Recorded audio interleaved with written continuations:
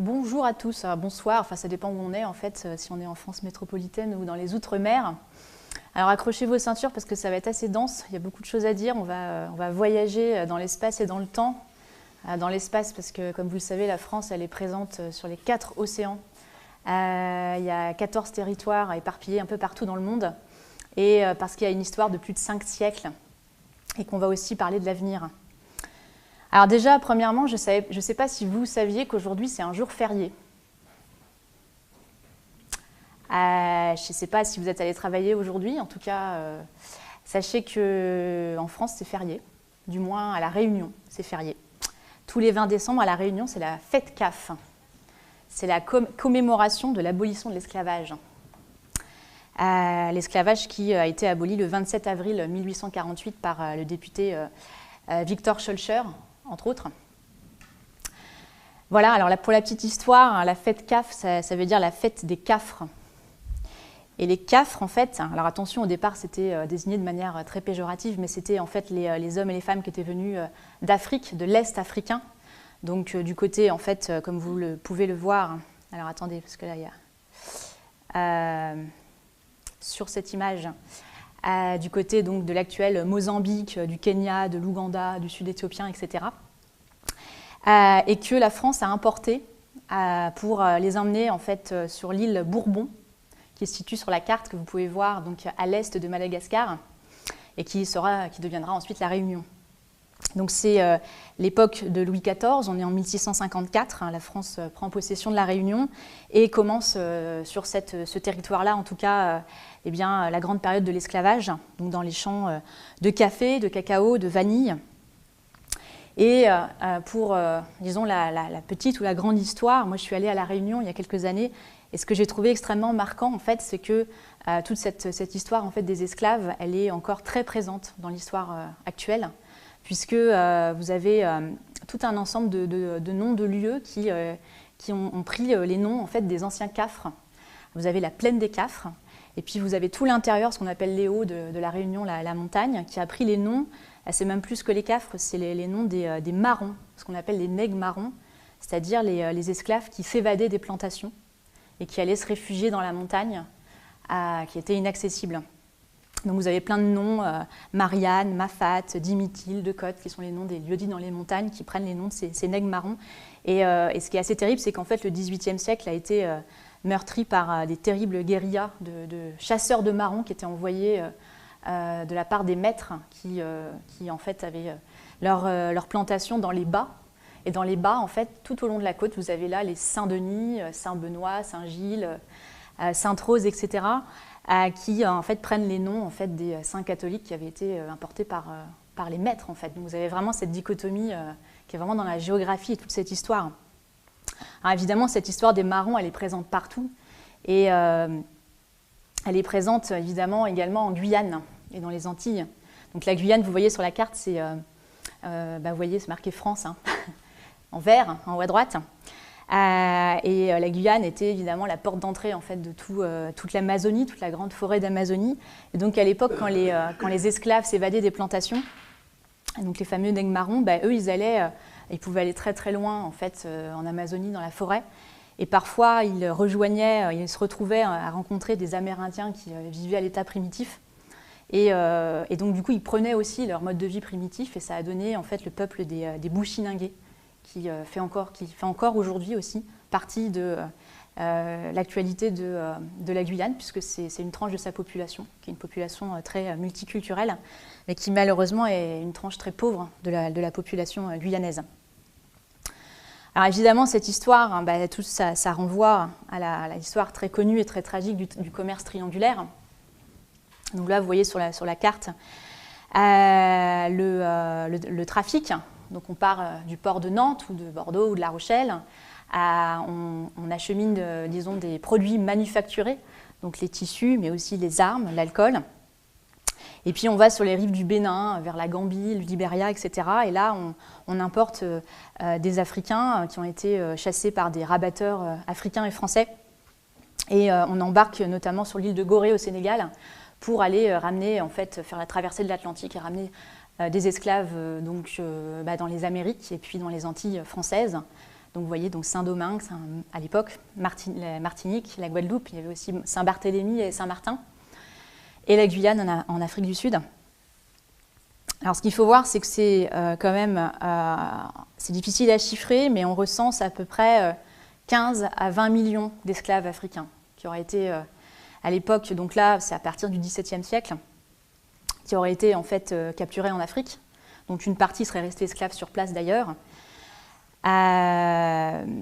Donc c'est quand même pas rien. Et à savoir aussi qu'en 1685, vous avez le fameux Code noir, rédigé par Colbert à la demande de Louis XIV, où on va légiférer sur le traitement, sur la manière dont les maîtres vont se comporter vis-à-vis des esclaves. Donc ça mettra un peu de limite, mais ça restera encore quelque chose d'extrêmement d'extrêmement violent en fait, dans le traitement de ces esclaves. Et puis, parmi les 15 à 20 millions d'esclaves qui sont capturés en Afrique, là aussi c'est difficile à chiffrer, mais on estime qu'il y aurait entre 20 et 50% de gens qui seraient morts sur le chemin entre l'Afrique et les Amériques. Donc c'est absolument énorme. Et ça, c'est une grande fêlure de l'histoire, en fait, dont on parle très peu ici en France, enfin aujourd'hui, et qui est d'autant plus difficile à refermer qu'aujourd'hui subsiste en fait, dans les Outre-mer tout un débat sur la problématique en fait, de la réparation. Parce que ce qui se passe, c'est que quand on a mis fin à l'esclavagisme, officiellement en France en 1848, les esclavagistes ont été indemnisés de manière quand même assez importante pour le manque à gagner, en fait, évidemment économique, selon les critères de l'époque, de ne plus avoir d'esclaves. Par contre, les esclaves, eux, ils n'ont pas été indemnisés. Et en réalité, les esclavagistes ont été indemnisés et après, ça a créé, en fait, au fur et à mesure, des descendances, les fortunes des descendants d'esclaves, qui sont aujourd'hui toujours extrêmement importants au niveau économique sur les îles dans les Outre-mer, et qu'on appelle d'ailleurs souvent les béquets, les descendants, les anciens colons, et qui ont le contrôle sur tout un ensemble, disons, de secteurs économiques. Enfin, j'y reviendrai tout à l'heure. Donc c'est une fêlure de l'histoire qui est d'autant plus difficile à refermer que surtout, et on le verra tout à l'heure, elle est toujours agissante sur plein de plans, et notamment au niveau économique et culturel. Alors il y a quand même eu la loi Taubira, en fait, je ne sais pas si vous saviez, le 21 mai 2001, qui a reconnu officiellement la traite et de l'esclavage transatlantique comme crime contre l'humanité. Donc il y a chaque 10 mai de l'année, il y a normalement la fête de l'abolition en fait, de l'esclavage. Mais moi, ce que je propose, j'en discutais avec un sympathisant qui est d'origine antillaise, c'est que finalement, pour qu'on puisse vraiment composer une histoire commune et qu'on se connaisse un peu les uns les autres, c'est qu'il y ait une fête de l'abolition de l'esclavage qui soit un jour férié, commun à tous, qui soit férié pour tout le monde, y compris comme on a l'armistice par exemple, et qui soit commun. Parce qu'en fait, ce qu'il faut savoir, c'est que c'est le 20 décembre que c'est fêté à La Réunion, mais la Guyane, c'est fêté le 10 juin, la Guadeloupe et la Martinique, c'est fêté le 21 juillet. Donc en fait, il n'y a pas vraiment d'histoire commune de ce point de vue-là, ni dans les Outre-mer, ni finalement avec les Français métropolitains. Alors justement, en parlant d'histoire commune, je ne sais pas si on va faire un petit test sur nos connaissances communes. Je ne sais pas si vous savez quelle a été la première colonie à prendre son indépendance. Oui. Bon, il y en a un là-bas au fond. Ouais, enfin bon. Il me semble que c'est Haïti. Ouais. Bon, ça va, et encore, ça va, ça me rassure. Alors à l'époque, ça ne s'appelait pas Haïti, ça s'appelait Saint-Domingue. Et à Saint-Domingue, donc voilà, donc pour situer les choses, ça c'est une carte ancienne, vous avez donc les Antilles qui sont tout cet arc d'îles entre la Floride et l'Amérique du Sud. Donc vous avez les Antilles françaises qui se trouvent entre autres dans les toutes petites îles qui sont au sud de cet arc, au sud-est. Et puis au milieu, vous avez les deux grosses îles. Donc vous en avez une, c'est Cuba, et vous avez la Jamaïque, et vous avez à l'est Saint-Domingue. Donc c'était à l'époque la plus riche colonie sucrière des Antilles. Donc en 1791, alors on est en pleine période de la Révolution française, et évidemment la Révolution française, avec les bateaux, elle commence à apporter sur les îles des idées d'émancipation, abolition des privilèges, d'égalité, etc. Et il y a une catégorie de la population là-bas qui s'appelle les mulâtres, dans toutes les îles, qu'on a citées, la Réunion ou les Antilles ou la Guyane, donc qui sont en fait des métis, qui sont des fils de blancs et d'esclaves et de noirs, et qui, eux, ont eu le droit, en fait, je crois que c'est grâce au Code noir d'ailleurs, si on peut dire, d'être libres. Et donc, du coup, comme ils sont libres, ils ont accès, en fait, à l'écriture et à la lecture, donc ils peuvent, disons, devenir plus éduqués et être particulièrement sensibles, avoir les moyens, en fait, de se sensibiliser sur ce type d'idées intellectuelles. Et donc, ils vont se battre beaucoup pour leurs intérêts, en fait, parce qu'ils n'avaient pas réellement totalement les mêmes intérêts que les Blancs, pour pouvoir avoir cette réelle égalité. Et il faut savoir aussi que à Saint-Domingue, vous avez entre 500 et 800 Noirs libres qui sont allés aider la Révolution américaine, en fait, à l'époque, et notamment qui ont participé à la bataille de Savannah. Donc voilà, il y a une espèce de bouillonnement, en réalité, et à tel point qu'à un moment donné, il va y avoir une véritable révolte, mais là des esclaves noirs qui vont, alors de manière extrêmement violente en réalité, qui vont en fait s'insurger tous ensemble, ils se sont donné le mot, contre leur maître. Donc ça va être des massacres et ça va durer, et en fait ils vont vraiment avoir le dessus sur eux, et ça va durer pendant des mois en fait. Donc il va y avoir une guérilla pendant des mois, et de fil en aiguille, il y en a un qui s'appelle Toussaint Louverture, et qui est un noir libre, qui a été affranchi, qui a eu le droit d'apprendre à lire et à écrire grâce à ses maîtres plus sympathiques. Et lui va prendre la tête de la révolte des Noirs esclaves. Et ce qui est absolument passionnant, c'est que de manière extrêmement intelligente et un grand stratège, il va réussir à affronter les Français, les Espagnols, les Anglais. Il va réussir à faire des alliances avec les Anglais, les Espagnols contre les Français. Enfin, il va y avoir plein de stratégies. Et ça va durer très très longtemps et les Français vont vraiment pas réussir à s'en sortir. Et donc, avec l'aide de réseaux abolitionnistes en Europe notamment, il jouera un grand rôle dans la première abolition de l'esclavage, qui aura lieu en France en 1794. Parce qu'il y a eu une abolition de l'esclavage avant 1848, en fait. Et ce qui est aussi très très intéressant, je vous ai parlé des Noirs libres de Saint-Domingue qui avaient été combattre pendant la Révolution américaine. Eh bien, il va travailler avec le secrétaire américain au Trésor Hamilton, qui a travaillé sur la Constitution américaine et qui est à l'origine de la première banque nationale, pour rédiger en fait la première constitution de Saint-Domingue, et qui va devenir donc la première république noire. Donc la constitution sera rédigée en 1801 et ça deviendra la première nation noire indépendante le 1er janvier 1804, et c'est là que ça prendra le nom de Haïti. Alors la tragédie dans l'histoire, c'est que Toussaint ne verra pas cette indépendance réellement puisqu'il va être capturé sous Napoléon. Il va être enfermé dans le Jura, où il va mourir en 1803, au fort de Joux. Et c'est en fait donc Napoléon va être de mèche avec Jefferson pour rétablir l'esclavage. Donc il va rétablir l'esclavage. Et c'est donc un ami, en fait, un lieutenant de sa ligne de Toussaint Louverture qui prendra la tête de cette nouvelle nation indépendante. Voilà. Alors maintenant, je vais faire un deuxième test pour voir si on est dans cette connaissance commune de notre histoire commune. Pour savoir si vous connaissez vos outre-mer, parce que souvent on parle des dom-tom, mais on ne sait pas trop qu'est-ce qu'est dom ou qu'est-ce qu'est tom. Alors, c'est quoi les dom? Alors moi, pas les ultramarins, je sais qu'ils savent.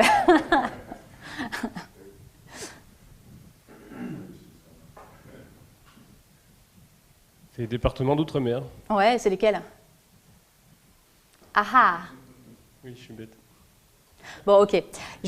Comme j'ai beaucoup de choses à dire, je vais vous expliquer. Voilà, ça c'est la carte des départements d'outre-mer. Donc il y a 14 territoires en tout, sur 4 océans. Donc les DOM, c'est essentiellement ce dont on a parlé. C'est la première colonisation, la première vague de colonisation depuis 1600 et quelques. C'est donc la Réunion vers Madagascar, c'est la Guyane en Amérique du Sud, c'est tout ce qui est en bleu sur la carte. Je ne sais pas si vous arrivez à voir, c'est la Martinique et la Guadeloupe. Aujourd'hui, c'est aussi Mayotte, mais ça ne l'était pas au début. Donc Mayotte, c'est entre Madagascar et l'Afrique. En gros, les DOM, c'est devenu des départements en 1946, à part Mayotte. Grâce à la bataille d'intellectuels à l'époque, qui se sont battus pour avoir les mêmes droits que les départements français, parce qu'il faut savoir qu'avant ça, en fait, un affranchi était quand même très très pauvre, en fait, beaucoup plus pauvre en fait qu'un blanc. Et donc du coup, en fait, sous la coupe de Aimé Césaire et d'autres hommes d'État et députés comme Léopold Bissol, Gaston Monnerville, il y a même eu Raymond Vergès, il y a toute une bataille en fait pour départementaliser donc, ces territoires-là, donc ils deviennent les DOM. Et il faut savoir que on leur doit bien la France leur devait ça d'autant plus qu'ils se sont quand même beaucoup battus aussi aux côtés de Gaulle pendant la guerre. Donc voilà, il y a quand même un sentiment patriotique. Voilà. Alors aujourd'hui, ça s'appelle plus les DOM, ça s'appelle les DROM, parce qu'ils ont acquis aussi le statut de région d'outre-mer. Donc ils ont une compétence supplémentaire, département et région d'outre-mer, et ils font partie de l'Union européenne. Alors après, vous avez les TOM. Donc grosso modo, c'est les colonies les plus tardives. Donc c'est essentiellement la deuxième vague de colonisation qui a lieu au milieu du 19e siècle, quand la France s'industrialise et elle a besoin en fait, d'aller chercher des matières premières ailleurs, du côté en fait, de l'océan Indien et du Pacifique, et qu'à l'époque, elle veut aussi contrôler le canal du Mozambique, parce que le canal de Suez n'est pas encore ouvert. Donc ça aussi, c'est l'époque où Mayotte devient française, c'est pour ça qu'au départ, c'était un tome. Et donc là, vous avez la Nouvelle-Calédonie, qui se situe à l'est de l'Australie. Vous avez Wallis et Futuna, encore plus à l'est. Et puis après, vous avez la Polynésie française, donc carrément au milieu du Pacifique, encore plus proche de l'Amérique du Sud quand on va vers là-bas. Vous avez aussi les terres australes, les îles Crozet, Kerguelen, etc., Terre Adélie du côté de l'Antarctique. Clipperton aussi, qu'on connaît très peu, au large du Mexique. Vous voyez, à gauche du Mexique. Il y a aussi Saint-Pierre-et-Miquelon, qui est situé du côté de Terre-Neuve. Donc voilà, très très haut, là où il fait froid, vers le Canada, qui a été découverte d'ailleurs beaucoup plus tôt, en fait, en 1534 par Jacques Cartier. Mais ça a été, en fait, en réalité, c'est devenu français qu'en 1816, après une grande bataille entre la France et l'Angleterre. Donc, en fait, les TOM, j'espère que j'en oublie pas, ils ont un statut qui est beaucoup plus autonome que les départements d'outre-mer. Ils ont des assemblées territoriales. Ils ont une autonomie douanière et fiscale. Ils ont leur propre système de protection sociale. Alors, ils ont une autonomie douanière et fiscale, d'autant plus qu'on sait que Johnny est parti être enterré à Saint-Barthélemy. Et évidemment, forcément, c'est presque un paradis fiscal. Donc, il y a du beau monde là-bas, et c'est aussi la raison pour laquelle Saint-Barthélemy a été très peu touché par le cyclone par rapport à Saint-Martin, qui est à côté. Qui est très pauvre, parce que vous avez des super villas qui sont super au nord, mais qui résistent en fait. Voilà, donc, et vous avez aussi certaines qui ont leur propre monnaie, le franc pacifique. Tous ceux qui sont du côté de Wallis et Futuna, Nouvelle-Calédonie, Polynésie française en fait. Même si c'est la France qui bat monnaie et qui a autorité dessus, mais c'est le franc pacifique. Alors, je vais m'attarder sur la Nouvelle-Calédonie parce que, évidemment, on en parle beaucoup en ce moment. Enfin, si vous suivez un petit peu, il va y avoir dans un an un référendum. Et on ne sait pas si la Nouvelle-Calédonie va rester française. C'est un référendum d'autodétermination. Et c'est une histoire qui est très violente, en fait, l'histoire de la colonisation de la Nouvelle-Calédonie. C'est un peuple qui qui a presque 3 millénaires. C'est les Mélanésiens, donc on appelle les Kanaks. Et que la France est venue donc, au XIXe siècle coloniser, notamment à cause de ses ressources en nickel. Et ça a été tellement violent comme colonisation que le peuple kanak a presque failli disparaître, en fait. Et à tel point même que la France a eu besoin de repeupler l'île et qu'elle a fait venir donc, beaucoup de gens de France métropolitaine, et notamment des bagnards. Il y avait un bagne là-bas. Il n'y a pas que à Cayenne, en fait. Et on envoyait souvent les gens, on reléguait les gens qui avaient beaucoup de problèmes en France, comme par exemple les insurgés de la Commune de Paris, on les envoyait là-bas. Allez hop, on ne sait pas régler le problème en France, donc allez dans les Outre-mer. Donc forcément, ça a des conséquences en fait. Ça a des conséquences même aujourd'hui. Donc on a une histoire politique et sociale qui emporte aujourd'hui les stigmates avec des confrontations violentes jusque dans les années 80 qui ont eu lieu entre les Kanaks et les non-Kanaks, c'est-à-dire les descendants de colons, donc ce qu'on appelle les Caldoches. Et il y a toute une problématique autour de la spoliation des terres des Kanaks qui est assez sensible là-bas par les Caldoches. Il faut savoir qu'en 1947, les natifs n'étaient pas encore citoyens, mais ils étaient encore sujets. En 1947. Alors, ce qui se passe, c'est qu'il y a un accord qui est très connu qui s'appelle les accords de Matignon, qui ont été signés en 1988 sous l'égide de Michel Rocard. Et à l'époque, c'était quand même une grande percée parce qu'il y a eu tout un affrontement qui a fait beaucoup de morts, qui a fait 23 morts, dont 21 Kanaks, l'incident de la grotte d'Ouvéa, pour ceux qui connaissent, suite à la mort d'un dirigeant kanak. Et là, ils ont réussi en fait à mettre autour d'une table, donc avec Michel Rocard, Jacques Lafleur, qui était le leader du camp, plus ou moins caldoche, et non indépendantiste en tout cas, et Jean-Jacques Tjibaou, qui était le leader en fait des indépendantistes kanaks, donc du FLNKS. Donc c'était un moment qui a ouvert, donc ils ont ouvert tout un agenda en fait pour faire ce qu'ils appelaient la reconnaissance du peuple kanak, le rééquilibrage socio-économique entre les kanaks et les caldoches, leur donner plus de droits, etc. Et malheureusement, en fait, il y a eu un an après, en 1989, Jean-Jacques Tjibaou, qui était très apprécié, a été assassiné en fait. Voilà. Donc ça, c'est le centre en fait Tjibaou, qui est un centre culturel qui a été, je crois, inauguré, si je ne me trompe pas, sous Mitterrand, et qui officiellement rappelle donc Tjibaou et surtout son combat pour la reconnaissance de l'identité culturelle kanak. Donc ensuite, il y a eu les accords de Nouméa, 10 ans après, en 1998.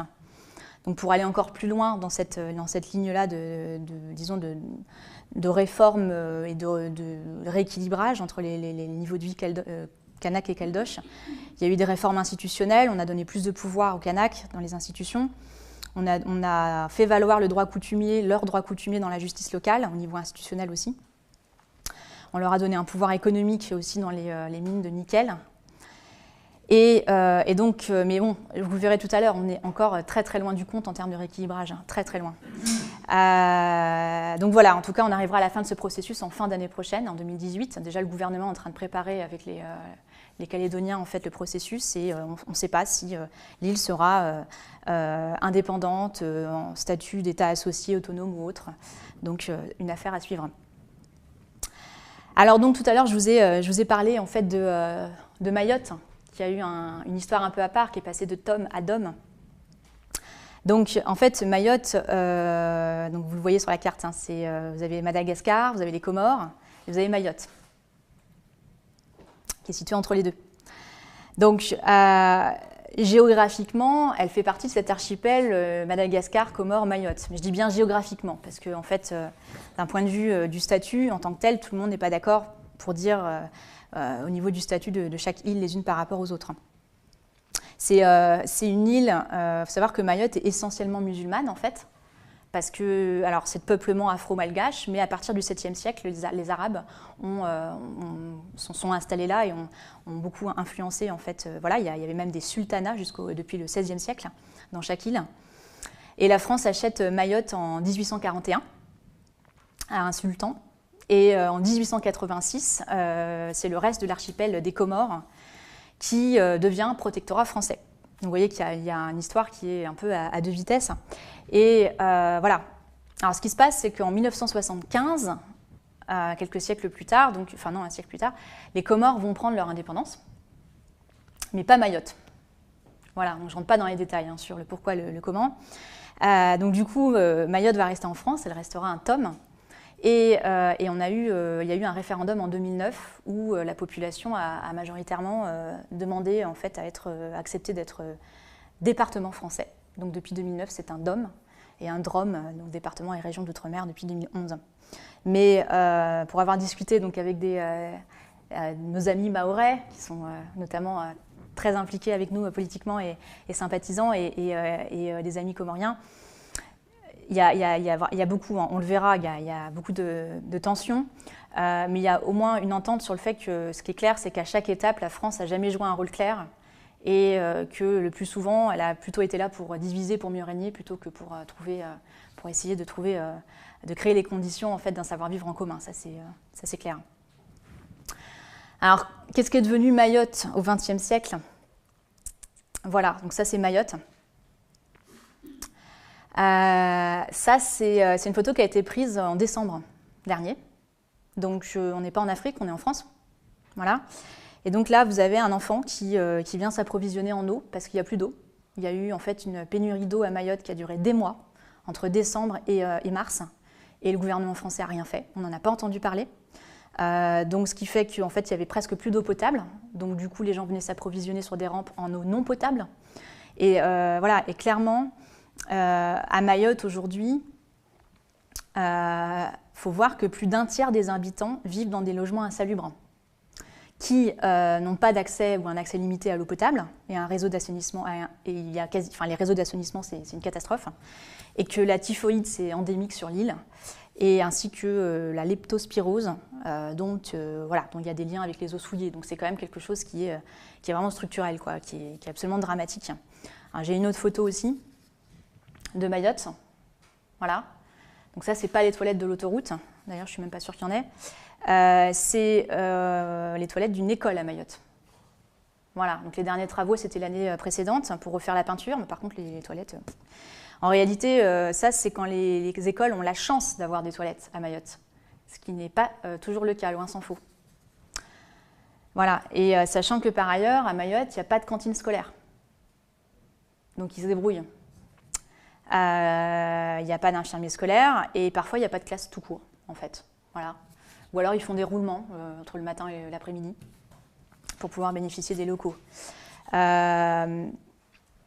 Voilà, une autre photo de Mayotte. Donc c'est pas Haïti, c'est Mayotte. Donc c'est la France, je répète.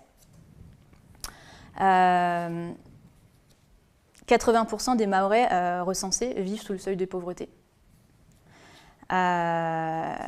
Sachant qu'il y a une immigration massive du coup qui vient des Comores et de Madagascar. Et on estime qu'il y aurait à peu près, il y a 230 000 Mahorais recensés, dernière nouvelle, et on estime qu'il y aurait l'équivalent en plus en population immigrée, parmi lesquels 40% en fait irréguliers. Donc je ne sais pas si vous imaginez, avec les infrastructures qu'il y a, comment c'est ingérable en fait. Alors, ce qui a été recensé aussi, les estimations, c'est qu'il y aurait depuis 1995 entre 7 000 et 10 000 morts par noyade.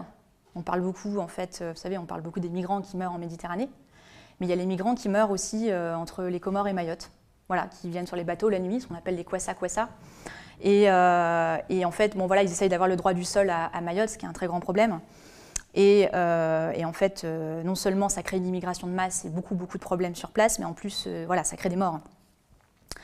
Il y a environ, alors à Mayotte, il y a environ 80 médecins titulaires en tout. 80 médecins. Ça veut dire 14 pour 100 000 habitants. Je ne sais pas si vous faites le calcul, combien ça fait de patients par médecin. Les chambres d'hôpitaux, c'est absolument minuscule, il y a jusqu'à 4 ou 5 lits. Du coup, évidemment, c'est une promiscuité qui fait qu'il y a un risque de contagion par maladie nosocomiale qui est énorme. Quand les malades sont atteints de pathologies graves, ce qui arrive souvent du coup, souvent ils sont condamnés parce qu'on n'a pas les moyens, on n'a pas les moyens suffisants, enfin les soins, on ne peut pas leur donner des soins en fait. Donc s'ils ont de l'argent, ils vont à La Réunion se faire soigner ou en métropole, mais s'ils n'en ont pas, comme la plupart du temps, tant pis pour eux. Et puis le grand problème aussi, c'est le centre pour prématurés parce qu'il y a très peu de place. Je crois qu'on peut accueillir que 30 nouveau-nés. Et les femmes comoriennes viennent massivement en fait, immigrer pour avoir le droit du sol. Donc elles arrivent, elles laissent leurs enfants, elles viennent accoucher en fait, à Mayotte pour qu'ils aient le droit du sol, leurs enfants. Et après, elles sont chassées, donc elles repartent en fait, aux Comores. Et donc du coup, il y a plein d'enfants errants, orphelins, qui du coup sont des bidonvilles. Et qui en fait, du coup, il y a une délinquance énorme, la drogue, la violence, les armes et les cambriolages qui sont extrêmement récurrents. Donc justement, tout à l'heure, notre ami Hassani pourra témoigner plus personnellement. Donc une insécurité qui est complètement hallucinante, en fait, complètement ingérable. Les Mahorais ont le sentiment, en fait, ils ne sont pas reconnus par la justice et la police française par rapport à cette insécurité. Donc il y a une rancœur forcément vis-à-vis des Français et des Comoriens. Donc c'est en fait une cocotte minute en réalité. C'est ultra explosif. Il y a eu des manifestations cette année. Je ne sais pas si vous en avez entendu parler. Non. Voilà. Donc je dirais Mayotte, c'est un cas extrême, mais c'est quand même un cas d'école de la situation des Outre-mer en général en fait. Dans les Outre-mer, le chômage, il est en moyenne de 3 fois celui de la métropole. Donc c'est à peu près 30%, 50% chez les jeunes, qui en général, ils s'en vont. Du coup, ils vont en métropole pour trouver du boulot ou ailleurs. En Nouvelle-Calédonie, l'indice de développement humain il est à peu près équivalent à celui d'il y a 20 ans en France métropolitaine. Et à la périphérie de Nouméa, il y a à peu près 10 000 personnes qui vivent dans des bidonvilles. C'est la France. L'illettrisme, il oscille entre 20 et 70% de la population, selon les dom-toms. Et évidemment, ça pose toute la question de comment on peut éduquer des gens qui... Parce qu'en fait, à partir du 19e siècle, il y a eu, si je ne me trompe pas, à partir du 19e siècle, ce qu'on a appelé la politique d'assimilation, qui fait que en fait, la métropole a envoyé ses instituteurs enseigner dans les Outre-mer, après qu'il y a eu la fin de l'esclavage, en fait, et qu'ils sont devenus citoyens. Donc il y a eu l'éducation de masse. Mais le problème, c'est que ce qu'ils ont enseigné, évidemment, c'est quoi? C'est l'histoire et la géographie de la France métropolitaine. Donc souvent, les ultramarins, en fait, ils connaissaient mieux, ils connaissent, enfin, c'est plus ou moins encore le cas, mieux la géographie et l'histoire de la France que la leur. Quand ils parlaient créole, on les punissait, ou on les tapait, en fait, à l'école. Donc c'était violent, en fait. C'est une forme de dénigrement culturel, en fait, et historique qui est vachement important. Là aussi, il y a un colonialisme encore à ce niveau-là, en fait. Donc évidemment, dans ces conditions, l'illettrisme, enfin, il doit être considéré aussi de ce point de vue-là.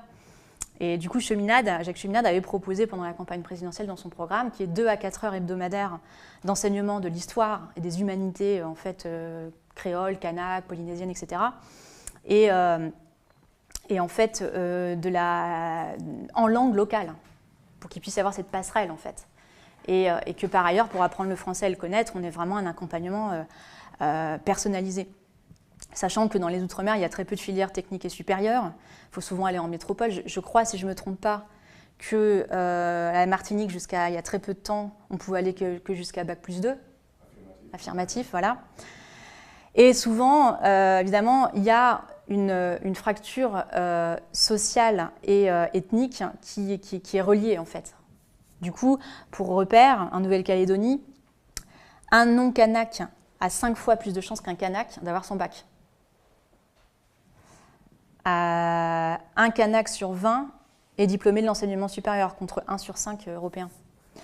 Dans les îles les plus éloignées de l'archipel de la Polynésie, où il y a en fait les personnes qui parlent le tahitien, qui sont 28% de la population là-bas, elles ne sont que 6% à détenir le bac. Donc voilà, donc souvent il y a une corrélation entre pauvreté économique et pauvreté en fait en termes d'accession en fait au diplôme et origine ethnique en fait. Ce qui engendre en fait une délinquance extrêmement importante chez les jeunes, un taux en fait d'alcoolisme, de consommation de drogue, de suicide qui est très important. Dans les Antilles et en Océanie aussi. Enfin voilà, c'est quelque chose d'extrêmement important, extrêmement préoccupant. Il n'y a pas de politique publique contre ça. Et ça, cette photo, justement, c'est le cas aussi en Guyane, parce qu'évidemment, ça engendre un grand problème d'insécurité, parce qu'il y a la délinquance. Et je ne sais pas si vous vous souvenez, donc il y a eu ce grand mouvement de manifestation qui a surgi pendant les présidentielles d'ailleurs en Guyane. Et ça a commencé avec le collectif des 500 frères, et la première revendication, c'était contre l'insécurité. Voilà. Un des grands problèmes aussi en Outre-mer, j'ai déjà un petit peu évoqué pour la Nouvelle-Calédonie, mais c'est l'accès au foncier.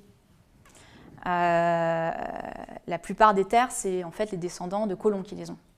Alors pour donner un exemple, en Martinique, c'est à peu près 1% des béquets, donc les descendants de colons, comme ça qu'on les appelle, qui ont plus de 50% des terres. Donc, ce qui pose un problème déjà de justice économique et sociale, ce qui pose un problème aussi si on veut se mettre à faire de la culture vivrière en fait. Il y a un déficit d'infrastructures dans tous les domaines, alors ça, les routes, les hôpitaux, etc. Il n'y a que 3 hôpitaux en Guyane alors que c'est un territoire super grand. Du coup, les gens, des fois, ils meurent parce qu'ils n'ont pas le temps d'aller à l'hôpital. Il y a, enfin bon, ça je ne vais pas rentrer dans les détails. Il y a le grand problème, c'est l'importation de l'essentiel des biens de consommation courante, ce qui crée des situations absolument absurdes. Par exemple, en Guyane, la Guyane, je vous rappelle, c'est à côté du Brésil. On ne peut pas importer de viande du Brésil. On ne peut pas importer de pétrole du Suriname ou autre à côté, quoi, pour avoir son essence. On importe du bois en Guyane, alors que 90% du territoire, c'est quoi? C'est de la forêt. Pourquoi? Parce qu'il n'y a pas en fait, de route pour accéder en fait, aux endroits où on pourrait exploiter le bois, et il n'y a pas de formation au métier du bois. Voilà. Ben non, il faut aller en métropole, forcément. Les prix sur les denrées de base, du coup, notamment alimentaires, sont jusqu'à 40% plus chers qu'en métropole, en fait, avec des salaires qui sont carrément plus bas et des minima sociaux qui sont carrément plus bas. Allez comprendre. Alors évidemment, pourquoi? Parce que déjà, vous avez ceux qui fixent la marge comme ils veulent, c'est-à-dire les béquets. C'est-à-dire ceux qui... En fait, les béquets, en gros, c'est pas compliqué. Ils possèdent les monopoles sur tout. Sur la grande distribution, sur l'import-export, sur le foncier, etc.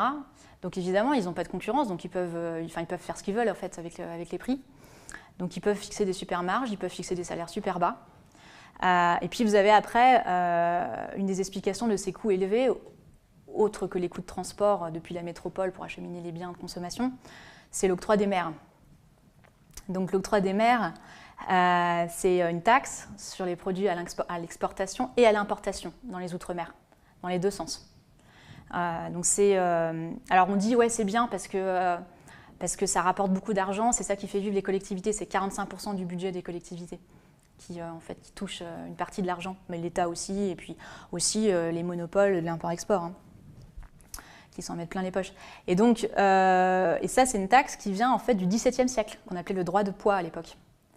Donc c'est bien vieux, et on l'appelait aussi, quand c'était sur la taxe sur l'exportation, on appelait ça l'assujettissement, la taxe d'assujettissement.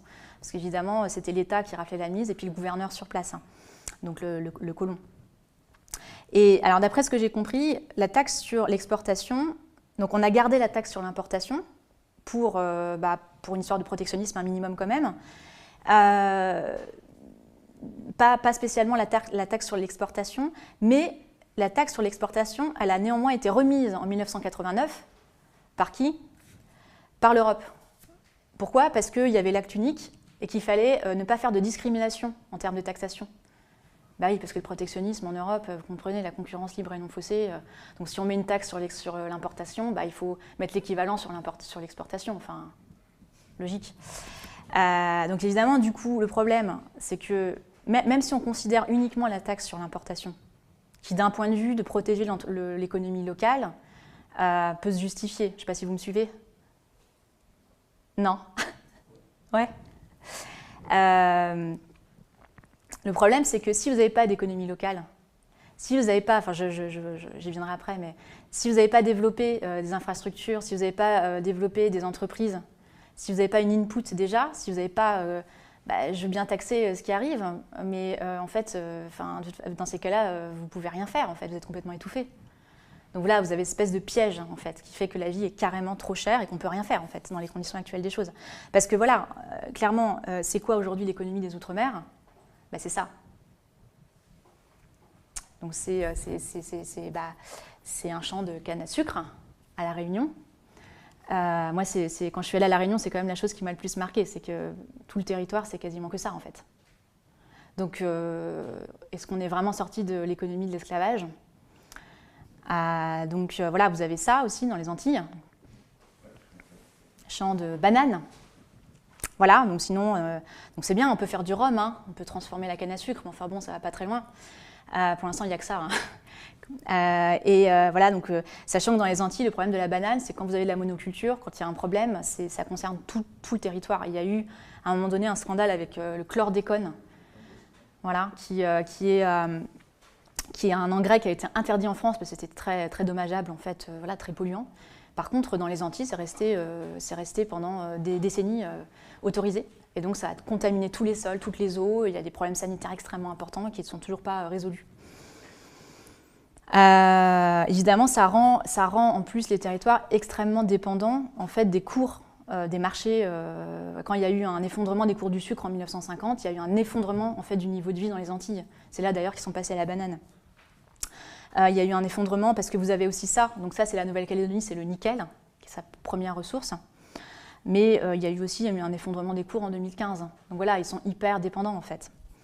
Alors que c'est un potentiel énorme parce qu'on peut avoir, concernant la banane, le sucre, etc., on peut développer une industrie agroalimentaire avec toute une filière extrêmement développée si on le veut. On pourrait développer avec le nickel une industrie métallurgique extrêmement développée, même à la pointe. Et pour exemple, l'Indonésie, en 2014, a interdit l'exportation de minerais bruts de nickel. justement pour pousser en fait la transformation sur place. Et voilà, donc c'est des choses qui pourraient être intéressantes en France, en Nouvelle-Calédonie. Alors sinon, l'économie des Outre-mer, c'est quoi? Bah, c'est ça. Je pense que peut-être certains l'ont déjà expérimenté ici, je ne sais pas. Voilà, donc ça c'est Papeete, le tourisme de luxe. C'est ça, les centres commerciaux. Donc là, on retrouve encore les béquets et la marge sur l'import-export et les centres commerciaux, qui est une part importante de l'économie des îles. Et puis, c'est ça, la CAF de la Martinique. On confirme. Voilà, donc oui, parce qu'évidemment, il n'y a pas de travail. Donc, comment on peut tenir les gens pour qu'ils restent encore en France? C'est les minima sociaux. Même s'ils sont moins élevés qu'en métropole, bah, voilà, c'est une forme de perfusion économique de cette manière. Et puis, ça, c'est... Il y a toute l'économie aussi qui est perfusée par ce qu'on appelle les transferts financiers, donc les aides directes ou indirectes de la métropole. Et juste pour vous donner une idée, les transferts financiers, par exemple, en Nouvelle-Calédonie, la Nouvelle-Calédonie possède 25 à 40% des réserves mondiales en nickel. Vous imaginez le potentiel que c'est? C'est énorme. 9% de la production mondiale. Le rôle du nickel, la part du nickel dans le PIB de l'île, c'est 4%. La part des transferts financiers dans le PIB de l'île de la Nouvelle-Calédonie, c'est 13 à 16%. Voilà, le paradoxe. Et puis évidemment, vous avez les fonctionnaires, qui sont une partie très importante de l'économie de l'île. C'est eux qui font tourner l'économie, parce que c'est eux qui consomment dans les grands centres commerciaux. Parce que ce qui se passe, évidemment, et ce qui rend très en colère, en fait, là-bas, c'est ce qu'on appelle la prime de la vie chère. Et tous les aides, parce qu'en fait, là-bas, quand vous êtes fonctionnaire sur place, métropolitain de surcroît, vous touchez des salaires qui sont 40 à 53% supérieurs à ceux des fonctionnaires de la métropole,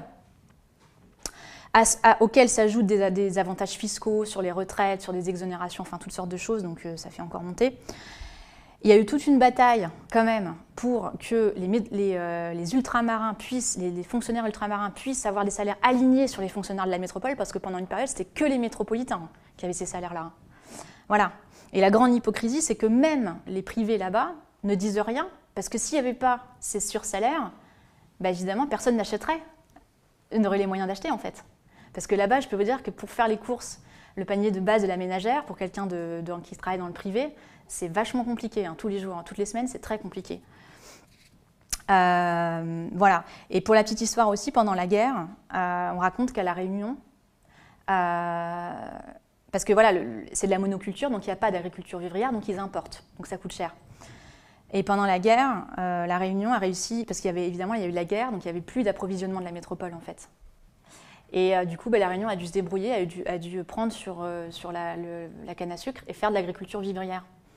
Et en fait, ça a super bien marché, parce que là-bas, c'est les tropiques, alors ça pousse super vite en fait. Donc du coup, si on voulait, on pourrait avoir une agriculture vivrière sans souci. Voilà, et elle a été autosuffisante, enfin voilà, sans problème.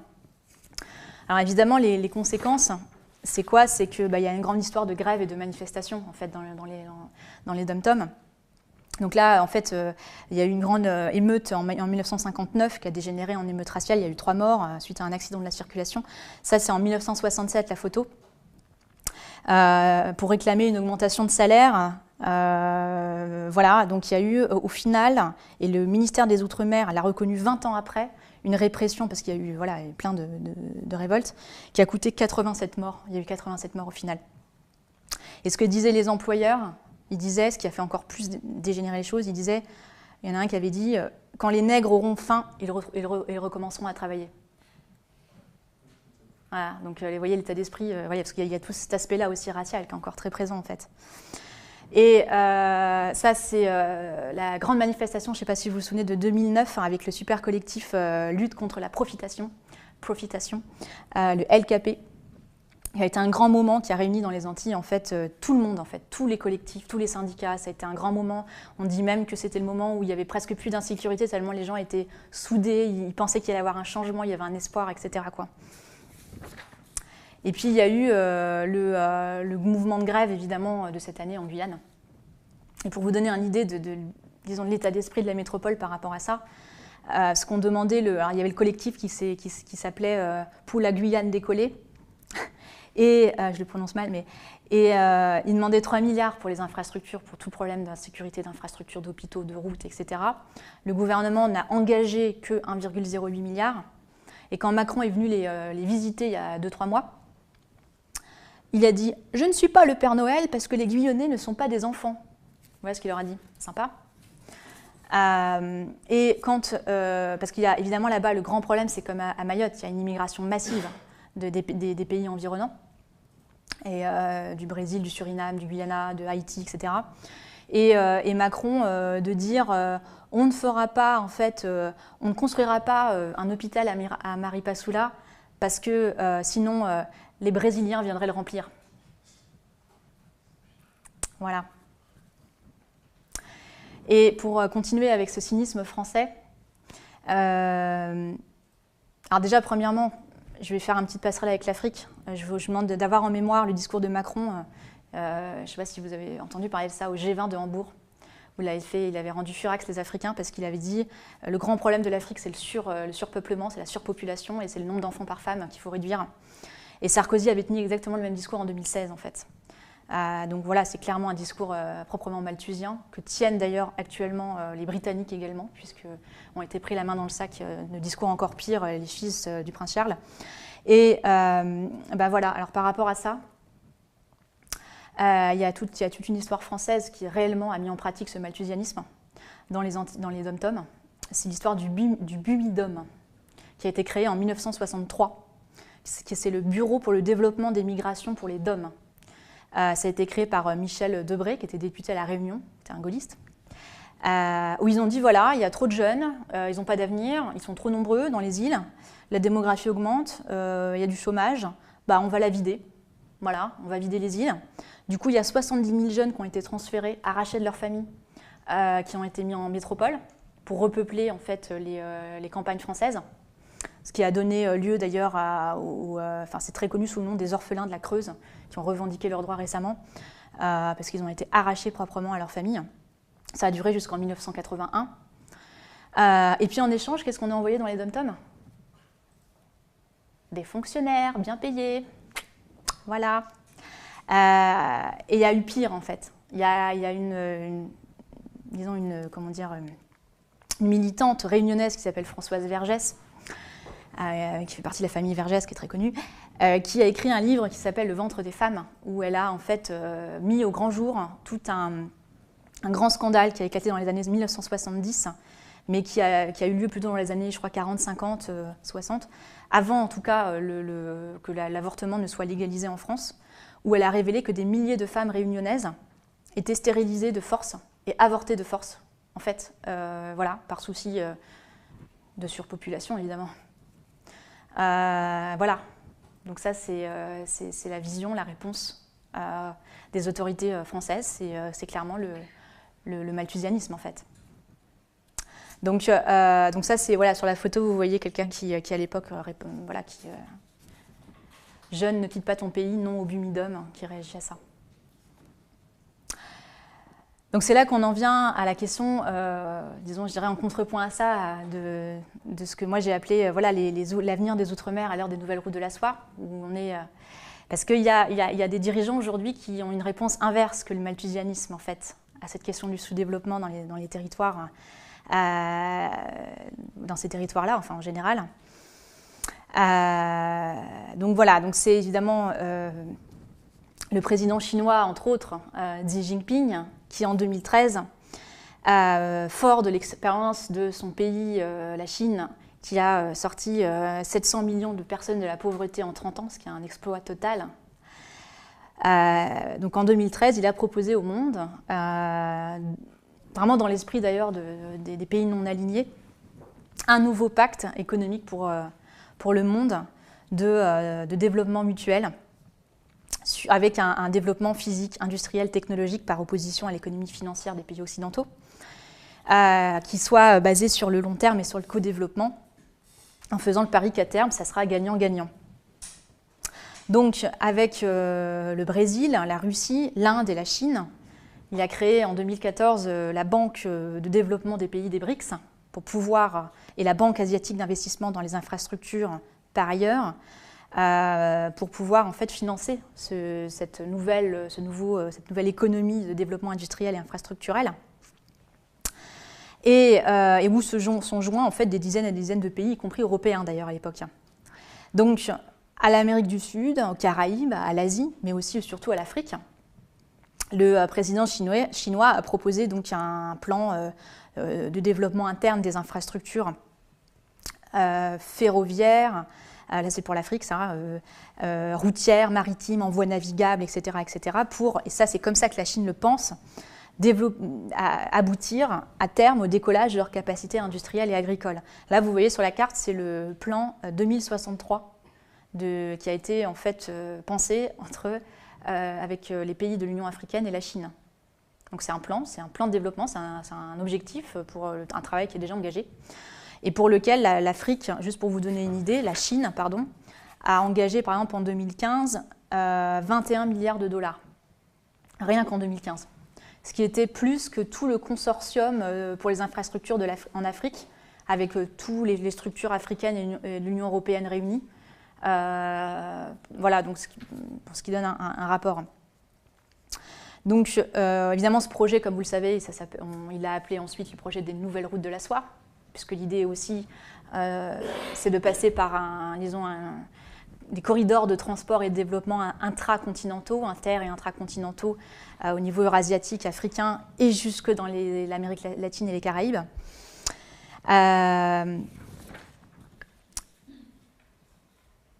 Juste pour vous donner une idée et revenir, déjà, ce projet, c'est plus de 10 fois l'équivalent du plan Marshall en engagement, donc c'est énorme.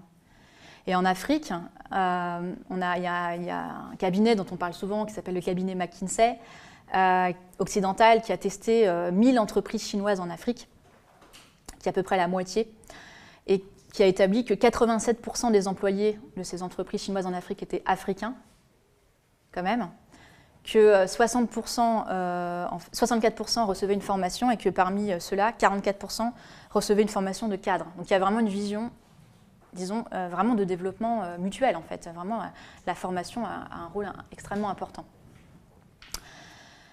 Alors, évidemment, quand vous regardez la carte du monde, vous vous dites, bon, les Outre-mer là-dedans, il y a les BRICS.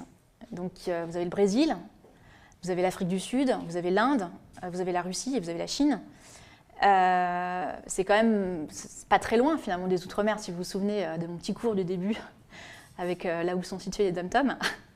Donc vous avez le Brésil, vous avez la Guyane, les Antilles, l'Afrique du Sud, vous avez évidemment Mayotte et la Réunion, etc. Et puis l'Asie-Pacifique, la Chine, la Polynésie, la Nouvelle-Calédonie, etc.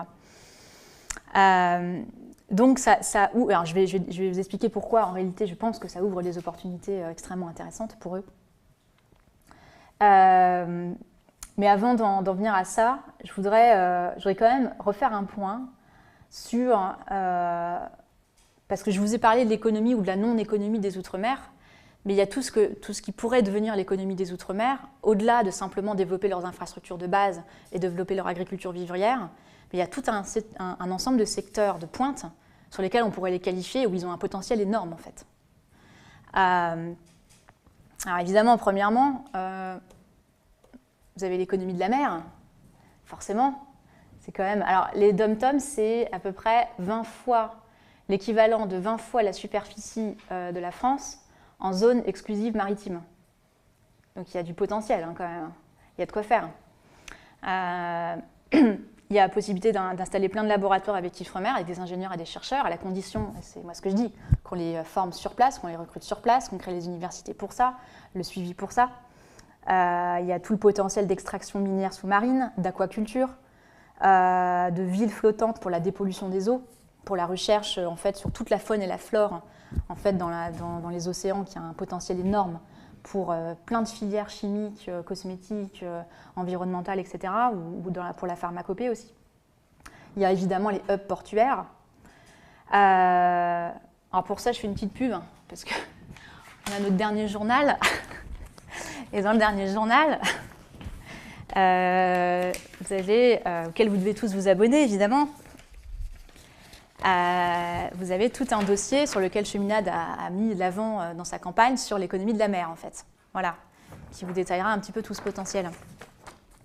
Vous avez évidemment, vous repensez à la Guyane et ses 90% de territoire en bois, vous avez tout le potentiel au niveau du bois, donc de la canopée, donc tout ce qui est en fait végétaux pour développer des médicaments nouveaux, en fait, donc toute la pharmacopée.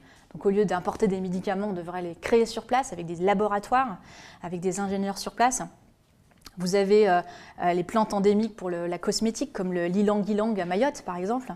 Vous avez les plantes, par exemple, en Nouvelle-Calédonie, on a découvert, il y a une start-up qui a découvert que, en fait, parce qu'évidemment, il y a plein de... Enfin, tout est imprégné de nickel, en fait. Et du coup, il y a une start-up qui a réussi à découvrir qu'il y avait une plante qui s'appelle, enfin, peu importe le nom, mais qui réussit à résister à ça et qui est exploitable, en fait, pour pouvoir décontaminer, en fait, des sites industriels. Donc voilà, vous avez tout ce type de potentiel de filière, en fait, de recherche. Alors évidemment, vous avez l'aérospatiale, Kourou, vous avez la base de Mururoa aussi. Donc ça, c'est deux secteurs qui ont quand même fait la puissance de la France, mais dont on ne s'est pas servi pour développer les Outre-mer. C'est ça qui est fou, en fait. On a amené nos ingénieurs, nos fonctionnaires de métropole sur place, et en fait, on a fait des centres de vie pour eux.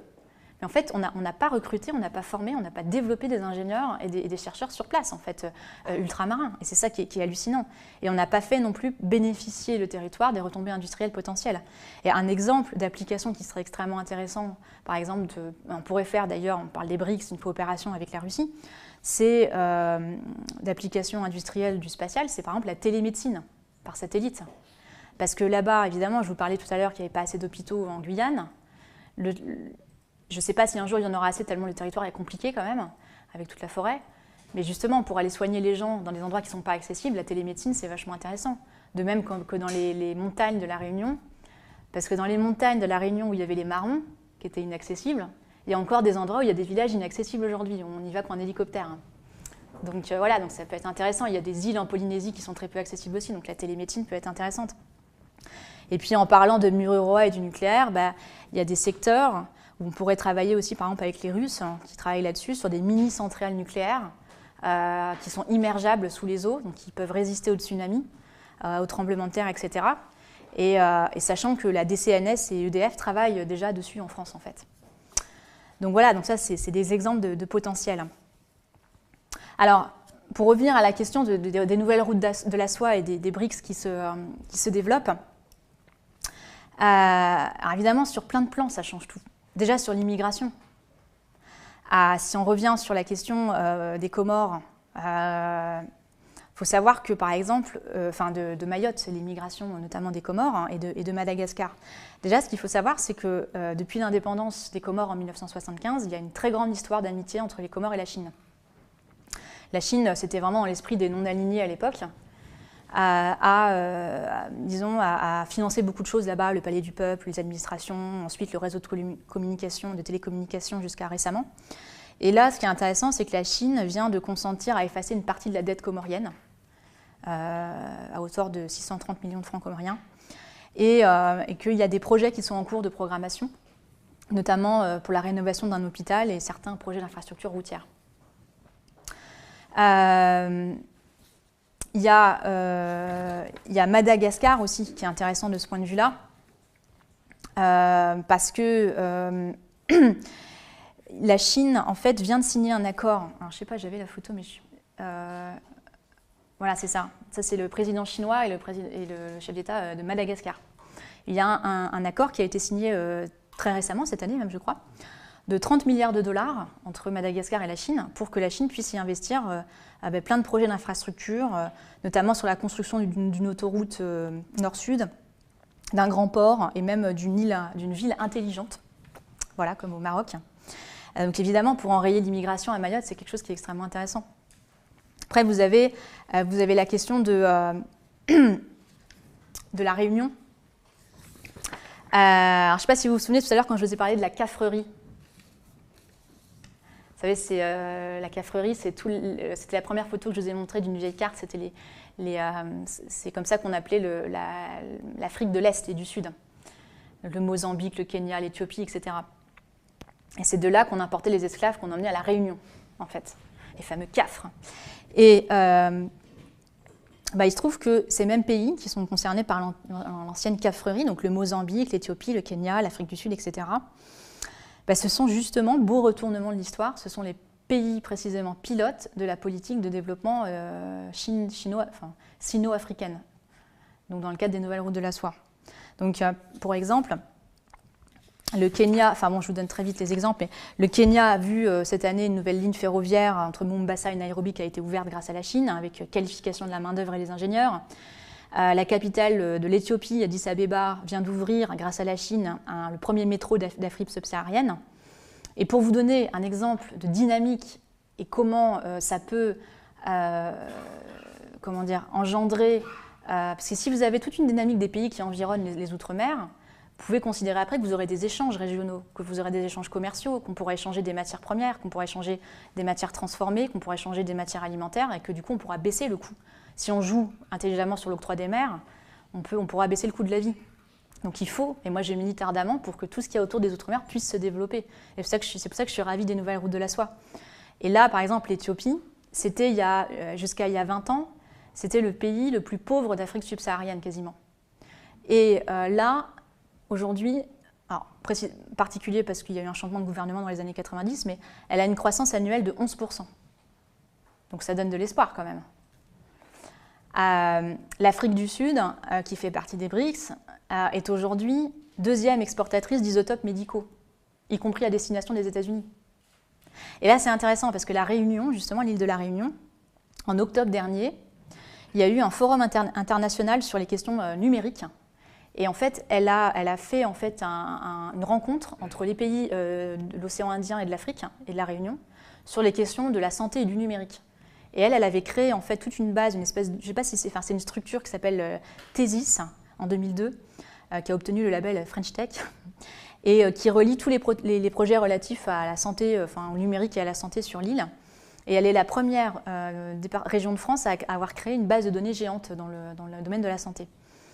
Et donc, du coup, elle veut coopérer avec tout un ensemble de pays africains, l'Afrique du Sud, le Ghana, le Kenya, la Côte d'Ivoire et tout ça.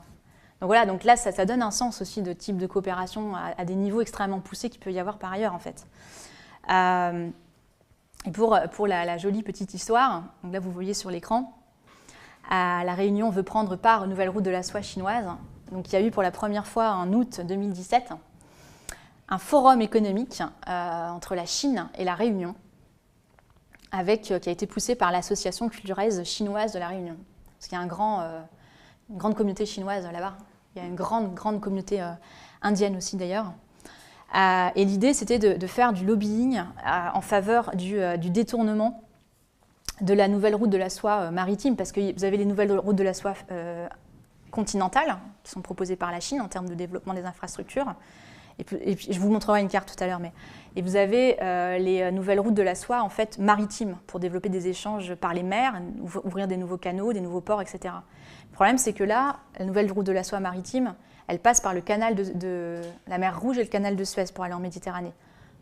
Voilà, elle passe par l'Inde, elle va de Chine jusqu'en Inde et après elle contourne là, au niveau du Yémen et tout ça, elle remonte la mer Rouge, elle va en Méditerranée par le canal de Suez. Et là, ce que demande la Réunion, c'est qu'elle soit détournée, qu'une partie de cette route aille jusqu'au canal du Mozambique, au niveau du Madagascar en fait. Le fameux que la France voulait d'ailleurs contrôler quand elle a colonisé Mayotte d'ailleurs. Marrant l'histoire. Et parce qu'évidemment, elle voit très bien les retombées que ça pourrait avoir au niveau économique en fait. Donc, alors en parlant de retombées économiques, on va faire un petit tour là maintenant du côté de l'Amérique latine. L'Amérique latine, vous avez évidemment le Brésil qui fait partie des BRICS. Vous avez eu il y a quelques années tout un engouement en Amérique latine avec tout un ensemble de pays, que ce soit le Brésil, la Bolivie, l'Équateur, le Venezuela d'une certaine manière, l'Argentine, qui en fait vraiment ont lancé vraiment une coopération avec la Russie, avec la Chine et entre eux. Déjà pour évincer les milieux financiers, pour tenir tête au FMI, pour échelonner leurs dettes, pour lancer des grandes politiques de développement industriel et financier. Alors malheureusement, Washington a fait un peu le ménage pour dire les choses un peu basiquement, les Anglais aussi. Et du coup, Cristina Kirchner en Argentine, qui ont été actrices de ça, avec Dilma Rousseff au Brésil, ont été évacuées électoralement, ou presque. Mais ce qui est extrêmement intéressant, c'est qu'il y a en fait une très forte coopération entre la CELAC, qui est la communauté des pays d'Amérique latine et de l'Amérique du Sud, et la Chine. Il y a 33 pays. Donc là, vous voyez un sommet entre la CELAC et la Chine. Et en fait, depuis 2015, Xi Jinping a fait 3-4 tournées là-bas, le président chinois. Il a annoncé, déjà en 2015, il a annoncé des investissements de 250 milliards de dollars et des échanges commerciaux de 500 milliards pour les 10 ans à venir, entre donc, ces deux parties du monde, entre l'Asie et les Caraïbes et l'Amérique latine.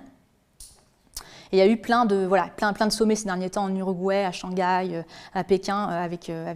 Et ce qu'on dit, c'est que probablement il y a eu une chute du commerce d'Amérique latine et des Caraïbes ces 5 dernières années. Mais même la représentante à la Commission économique des Nations Unies pour la CELAC a dit qu'elle pensait que ça allait reprendre de 10% les échanges en 2017 de l'Amérique latine et des Caraïbes et que c'était en grande partie grâce à la Chine. Donc il y a vraiment, en fait, même à l'ONU, on reconnaît ce genre de choses. Et il y a vraiment un engouement qui est extrêmement important. Et concernant cette coopération, j'ai un exemple qui est très beau. Tout à l'heure, on a parlé de Saint-Domingue, on a parlé de Toussaint Louverture, d'une île qui, à l'époque des colonies, était la plus riche, avec son industrie sucrière, et qui malheureusement est devenue la plus pauvre, donc c'est Haïti. Je ne sais pas si... Voilà. Donc ça, c'est après, vous savez qu'il y a eu un grand tremblement de terre, en fait, en 2010. Et donc, Haïti s'en est parmi, tout simplement parce que Washington n'a absolument rien fait. Je sais que notre mouvement, nous, là-bas, s'est beaucoup battu pour que, justement, il y ait une prise en main, même par l'armée, en fait, pour vraiment remettre en pied les infrastructures, évacuer les populations. Les États-Unis n'ont rien voulu faire, ni les Occidentaux, d'ailleurs. Du coup, depuis, il y a eu une épidémie de choléra, et c'est vraiment le chaos. Et ce qui se passe, c'est qu'en août dernier, le maire de la capitale haïtienne de Port-au-Prince a signé une proposition chinoise à hauteur de 30 milliards de dollars pour reconstruire en fait Haïti. Waouh, il était temps. En 3 ans. En 3 ans quand même. Donc, alors pour vous donner une petite idée, la reconstruction, de quoi le plan de reconstruction, de quoi il est composé, refaire le port, refaire la mairie, refaire la vieille ville, refaire les logements, refaire les télécommunications, les routes, le réseau d'assainissement, et quand vous voyez la photo, évidemment vous dites qu'il y en a largement besoin, et quand vous pensez au choléra, le système de collecte des ordures, une décharge capable d'accueillir 1500 tonnes de déchets domestiques par jour, une station d'épuration et une centrale électrique de 2000 MW. Voilà, juste un peu la base, quoi, en fait. Juste la base pour des êtres humains, quoi. Et je vous invite à repenser à la photo de Mayotte tout à l'heure, hein, la France, que je vous ai montré, enfin les quelques photos de Mayotte. Bref. Donc par rapport à ce plan, il y a 20 000 travailleurs qui doivent être embauchés. C'était censé commencer en décembre, justement là, maintenant. Et le problème, c'est que entre-temps, il y a Washington qui s'y est mis. Il y a les oligarques sur place, il y a le FMI, il y a la Banque interaméricaine de développement qui, à mon sens, est un peu une succursale du FMI, et qui ont dit au maire d'Haïti, non, t'arrêtes tout de suite. Nous, on avait signé des contrats en 2010, ça ne rentre pas dans la clause du contrat avec le FMI. Et puis de toute façon, nous, on va s'en occuper, on a des meilleurs projets, etc. Et en fait, ils ont utilisé, parce qu'il y a dans toute la région, il y a en fait toute une dispute entre la Chine et Taïwan, en fait. Et Taïwan est souvent utilisé par les Anglo-Américains pour essayer d'évacuer la Chine. Et donc, du coup, ils ont fait en sorte de remettre Taïwan sur le devant de la scène. Donc, il y a toute une dispute. Et donc, c'est encore une très grande bataille. Alors, la bonne nouvelle, c'est que partout dans les Caraïbes et l'Amérique du Sud, Taïwan perd du terrain. Et un des exemples, au profit de la Chine, parce que de plus en plus de pays veulent rentrer dans les nouvelles routes de la soie. Et évidemment, un exemple de ça, c'est le Panama. Et le Panama, ça intéresse beaucoup la Guadeloupe et la Martinique. Parce qu'au Panama, Voilà, donc au Panama, le Panama vient de lancer en 2006 une rénovation de son canal, donc en doublant le canal. Alors, quand même, le Panama, c'est 90% des marchandises mondiales qui transitent. Il y a un taux annuel de croissance de fréquentation de 5%, donc c'est énorme. Et donc, du coup, dès qu'il y a eu rénovation du canal, tout de suite, les ports français de Pointe-à-Pitre et de Fort-de-France étaient dans les starting blocks. Et parce que la position est absolument centrale dans les Antilles, parce qu'évidemment, eux, ils voient très bien que plus il va y avoir des bateaux qui vont passer, il y a énormément de bateaux chinois qui passent d'ailleurs, plus il va y avoir en fait disons des gens qui vont venir chez eux, qui vont venir faire du tourisme, qui vont venir acheter, et donc du coup il y a une manne économique extrêmement importante. Donc il y a un projet en fait, ils commencent à réfléchir avec l'armateur français CMA CGM notamment à disons étendre le terminal de conteneurs à la Martinique et agrandir le terre-plein en fait, d'essayer de développer les infrastructures portuaires pour être capable en fait de répondre à cette grande affluence qui va arriver en fait. Il faut voir que la Jamaïque et Cuba aussi sont beaucoup sur le coup aussi. Alors, il y a aussi le projet d'un nouveau canal au Nicaragua aussi qui va s'ajouter à ça. Alors je vais conclure avec la Polynésie et la Nouvelle-Calédonie qui sont concernées aussi par les nouvelles routes de la soie. Il faut savoir que 40% des exportations chinoises vont vers le Pacifique, donc elles sont concernées. La Polynésie, un quart des habitants de la Polynésie sont chinois, donc il y a une grande histoire aussi d'amitié entre la Chine et la Polynésie. Alors évidemment, il y a des grandes coopérations sur le plan touristique. Alors ça, c'est une grande manne que la Nouvelle-Calédonie est en train de se mettre dans le plan. Il y a des coopérations cette année très importantes avec les associations d'amitié franco-calédoniennes, etc., etc. C'est aussi le cas en Polynésie. Mais il y a des choses aussi au niveau du nickel, forcément, parce que la Chine est la première consommatrice de nickel maintenant. Donc pour la Nouvelle-Calédonie, c'est quand même important. Mais chose que j'ai trouvée particulièrement intéressante, c'est ça. Donc il y a en fait, ça c'est en Polynésie. C'est un projet de ferme d'aquaculture en fait. Donc je parlais d'économie de la mer tout à l'heure. Et ça c'est un investisseur chinois qui a investi 1,5 milliard de dollars. Donc pour vous montrer l'équivalent de différentiel de niveau de vie, ça vaut 150 milliards de francs pacifiques. C'est en fait la première, ça sera, là je crois que je ne sais plus en combien de temps ça va être construit, mais ça sera la plus grande ferme aquacole du monde en fait. 50 000 tonnes par an d'exportation en fait, que ça devra générer. Ce qui est très intéressant, c'est que ça embauchera 300 à 500 personnes. Et parmi ces 300 à 500 personnes, il y aurait seulement 30 à 50 cadres chinois et le reste serait polynésien en fait.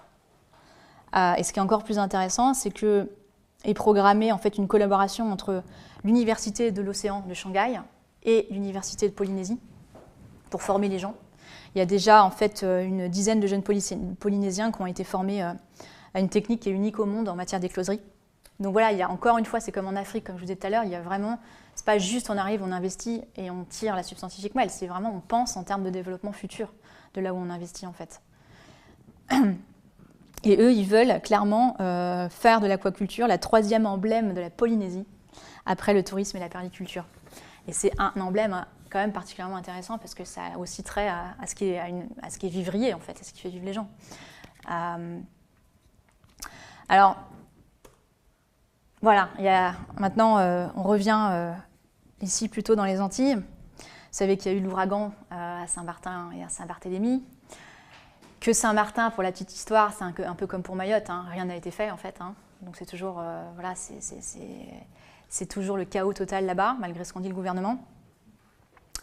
Et ça, en fait, c'est une coopération franco-chinoise sur un projet de satellite, le premier satellite franco-chinois, qui serait lancé en 2018, pour mieux prévoir la météo et notamment pour prévoir les fortes tempêtes et les cyclones.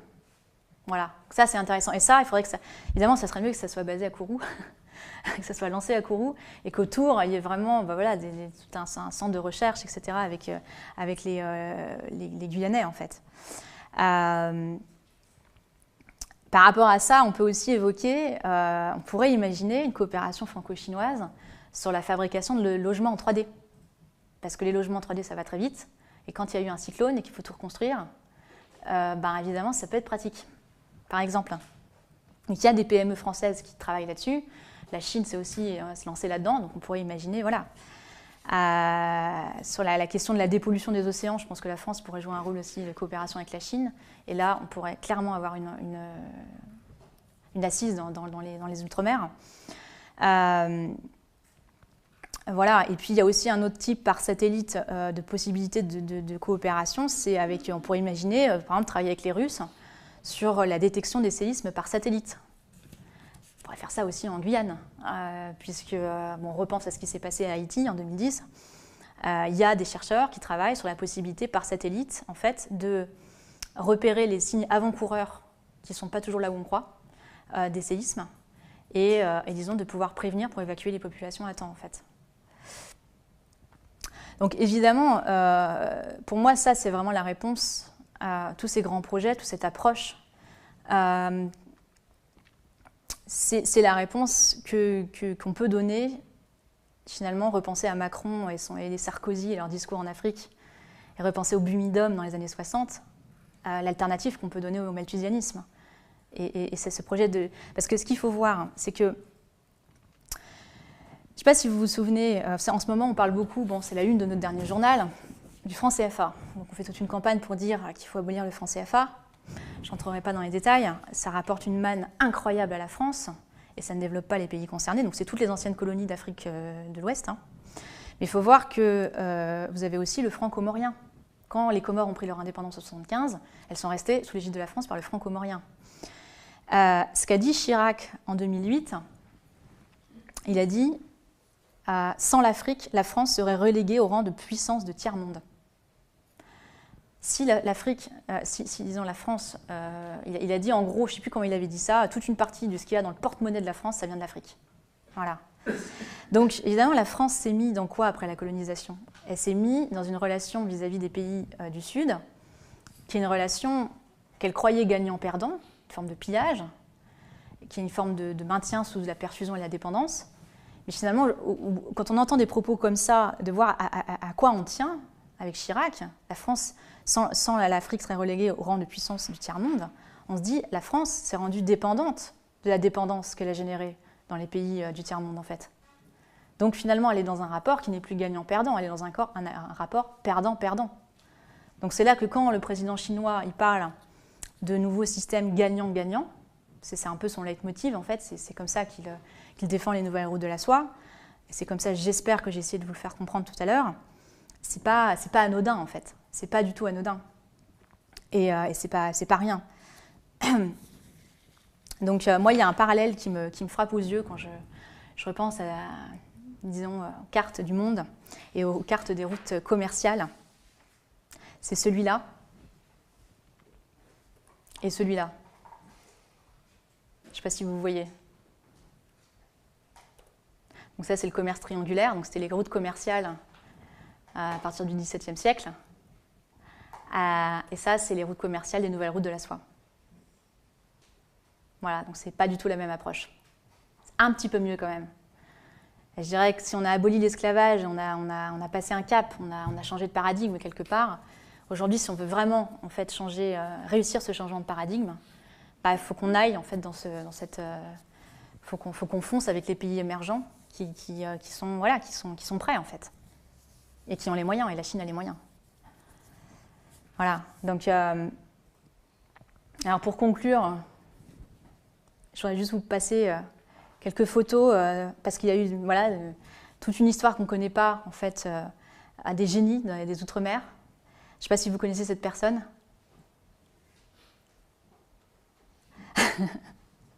Qu'est-ce qu'on ne connaît pas beaucoup l'histoire des Outre-mer, hein. C'est fou. Donc, lui, il s'appelle Raoul Nicolo. C'est un Guadeloupéen. Et il était, alors je ne sais plus, bon, c'était peut-être une trentaine d'années, je ne sais plus exactement les dates, mais même non, plus que ça, beaucoup plus que ça. Il était ingénieur au commissariat à l'énergie atomique de la France.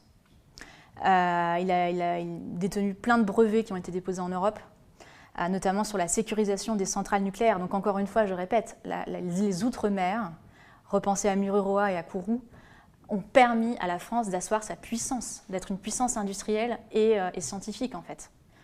Voilà.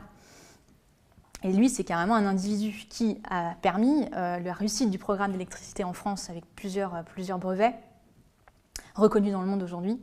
Et puis aussi, c'est lui qui a inventé les moyens que la télévision, qu'un écran de télévision puisse recevoir plusieurs chaînes en même temps. Voilà.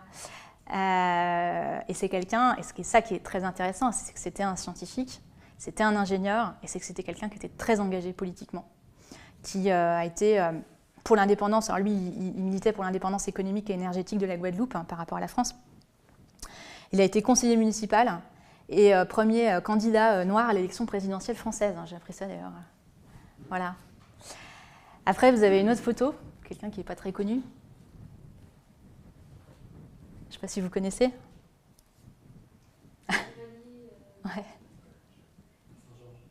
Ouais.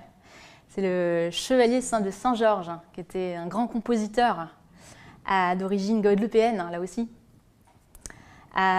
Et qui, donc, c'était à l'époque de Louis XVI, c'était un des préférés de Louis XVI. Et donc, du coup, lui, il était, à 23 ans, il est devenu premier violon, puis à 28 ans, chef d'orchestre de la très prestigieuse Société du concert des amateurs. Bon. Et en fait, il a été pressenti par Louis XVI, c'était le préféré pour diriger l'orchestre de l'Opéra de Paris. Mais malheureusement, il a fallu plaire à ces dames qui étaient très choquées par les Noirs. Donc du coup, on ne l'a pas nommé, voilà. Et ça, c'est absolument terrible. Et lui, il était aussi très politique, puisqu'il s'est engagé dans l'armée française aux côtés des Républicains pendant la Révolution. Et il a été une figure aussi importante de l'émancipation des esclaves. Voilà. Il y a lui aussi, je demanderais, ça c'est un Mahorais, enfin c'est de Madagascar, enfin je demanderais à notre ami Hassani d'en parler, d'en dire deux mots tout à l'heure. Mais je voudrais juste en fait conclure véritablement cette fois. Et je vais revenir sur Macron en Afrique, parce que quand même il y a une histoire commune, hein. On ne peut pas l'immigrer. Macron, il a parlé de la francophonie quand il était en Afrique. Et il a dit aux Africains, on va faire un dictionnaire de la francophonie, vous avez vous aussi apporté des choses à la langue française, etc. Et à un moment donné, il leur a dit, lisez Rabelais. Et moi, j'ai envie de lui dire, Monsieur Macron, lisez ce livre, en fait, d'un auteur martiniquais qui s'appelle Chamoiseau. Ce livre qui s'appelle Texaco, qui a d'ailleurs inspiré une partie du programme de Jacques, enfin quelques lignes politiques du programme de Jacques Cheminade. Qui est un livre absolument, vraiment très très beau, que je vous conseille à tous de lire si vous voulez découvrir l'histoire des Antilles et si vous voulez vraiment le découvrir d'une manière vivante, profondément vivante. Donc ça parle de toute l'histoire en fait depuis le colonialisme en fait jusqu'à aujourd'hui. Et ce qui est très beau, c'est que il y a une langue qui est magnifique. Je crois même que certains l'appellent le Rabelais des Antilles, mais parce que c'est une espèce où il joue sur le créole, en fait. Il utilise le créole, il utilise la langue française, donc c'est extrêmement beau, vivant, généreux. On rentre vraiment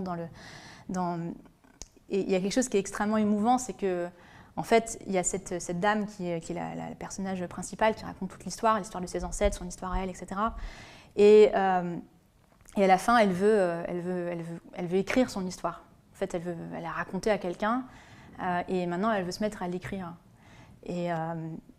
Et puis en fait, alors elle est conseillée par quelqu'un qui s'appelle Tissiric, qui est un Haïtien, et qui est féru de littérature française. Mais alors lui, c'est La Fontaine, Boileau, enfin tous les formalistes là, de la langue française, il n'aime pas du tout Rabelais. Alors lui, il est vulgaire, etc. Et donc du coup, il lui enseigne la littérature. Et du coup, elle essaye d'écrire avec ses conseils. Et elle dit, mais j'arrive pas. Et en fait, elle dit, plus j'essaye d'écrire, et plus j'ai l'impression finalement je ne sais plus comment elle le dit, mais plus j'essaye de réanimer la mémoire de mes ancêtres en écrivant, et plus j'ai l'impression finalement de la mortifier. Et donc elle n'arrive pas avec cette langue en fait française. Et c'est vachement intéressant parce qu'en réalité, tout le livre, il est fait de cette langue créole et au français qui rend le français encore plus vivant, encore plus beau en réalité. Et évidemment, ça répond à toute la problématique de l'assimilation, mais ça répond à toute la problématique de tous ces esclaves qui n'ont pas eu le droit d'apprendre à lire et à écrire, qui ont transmis leur histoire par oral de génération en génération. Et quel est leur rapport aujourd'hui, en fait, finalement, à la culture et à l'écriture, en fait. C'est toute cette question-là qui est vraiment qui est exprimée d'une très très belle manière dans ce livre, et je vous conseille vraiment de le lire. Et ça crée un pont, voilà, entre nous et les Outre-mer. Voilà, donc voilà ce que j'avais à vous dire ce soir, en ce 20 décembre, jour de la fête CAF à La Réunion, abolition, où on fête l'abolition de l'esclavage. On pourrait décider d'un jour commun pour un jour férié ce soir et soumettre ça à Macron. Alors là, ce que je propose, je ne sais pas quelle heure il est. Ouais. Je voudrais, avant de prendre les questions, s'il y en a, demander à notre ami Marie Hassani s'il veut dire quelques mots. Ouais. Donc, Marie Hassani qui est mahorais, qui nous a beaucoup aidé, qui a été très actif pendant la campagne présidentielle sur le terrain avec quelques amis actifs aussi à Mayotte. Et si tu veux commenter aussi cette image pour expliquer, voilà, Papa Aboudou. Mesdames, Messieurs, bonjour. Ça dépend du point du globe où vous vous trouvez. Je me présente d'abord. Je m'appelle Marie Nuhu Hassani, originaire de Mayotte. Je suis un fervent de Solidarité Progrès. Je me permets, sur quelques lignes, de vous expliquer certains points par rapport à l'outre-mer et par rapport à la France. En effet, comme vous le savez, il fut un temps où la France avait un empire colonial dans l'Afrique. Mais arrivé dans les années 60, quand ces pays ont voulu accéder à l'indépendance pour avoir leur souveraineté, la France a constaté qu'elle a perdu une très grande richesse. Et c'est ça ce qui lui a poussé de faire la même mise dans certaines colonies ou des petites îles qu'on appelle l'outre-mer. Ceci étant, on sait que la France aujourd'hui occupe les 3 océans, de l'océan Indien, en passant par l'Atlantique, voire l'océan Pacifique. Mais là où j'ai voulu justement rebondir beaucoup, parce que Maëlle, merci, elle a tout quand même dessiné l'essentiel de l'outre-mer. Et vous avez vu sur ces images certains points qui sont quand même très tristes à voir. En commençant par Mayotte, ce n'est pas parce que je commence par Mayotte parce que je suis mahorais, mais c'est quand même choquant de voir certaines images. Et là, vous n'avez pas vu grand-chose. Hein. Vous n'avez pas vu grand-chose. Mais c'est juste un petit extrait. Mais je vous dis que je suis vraiment désolé de voir une nation comme la France et de ce qui se passe dans le reste de son territoire qui fait la richesse de la France. Parce que je me permets de le dire haut et fort, ce qui fait l'effort et la richesse de la France, c'est nous, les ultramarins, c'est l'outre-mer. Sans l'outre-mer, la France serait quand même une simple nation. Et malheureusement, beaucoup de métropolitains de l'Hexagone ignorent cette affaire. Donc là où j'ai voulu rebondir, je commence point par point. Je sais que beaucoup de partis politiques ici à Métropole, même discrètement, ils emploient la théorie de De Gaulle. De Gaulle avait dit quoi? La France n'a pas d'amis en Afrique, mais elle a des intérêts à défendre. Deuxième point, De Gaulle avait dit quoi? On doit faire de la France une nation d'élite et de domination. Et troisième point, c'est ça ce que nous vivons. Il avait dit quoi? Peu importe, mais le pouvoir, et c'est appartient à celui qui a la force et les fusils. Donc on le voit au quotidien.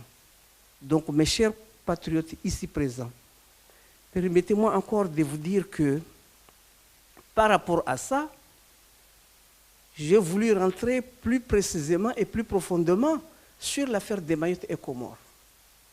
Je vous rappelle que Mayotte n'a jamais été sur l'ensemble des Comores.